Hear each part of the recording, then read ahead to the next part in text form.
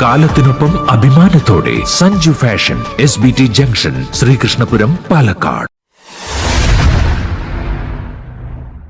Sreekrishnapuram Mannampatta Aksharasree ALP സ്കൂളും Atlas കണ്ണാശുപത്രിയും ചേർന്ന് സൗജന്യ നേത്ര പരിശോധന തിമിര നിർണയ ക്യാമ്പ് സംഘടിപ്പിച്ചു. ഫെബ്രുവരി 15 നടക്കുന്ന സ്കൂൾ വാർഷികത്തോടനുബന്ധിച്ചാണ് ക്യാമ്പ് സംഘടിപ്പിച്ചത്. ശ്രീകൃഷ്ണപുരം ഗ്രാമപഞ്ചായത്ത് പ്രസിഡന്റ് C. രാജിക ക്യാമ്പ് ഉദ്ഘാടനം ചെയ്തു.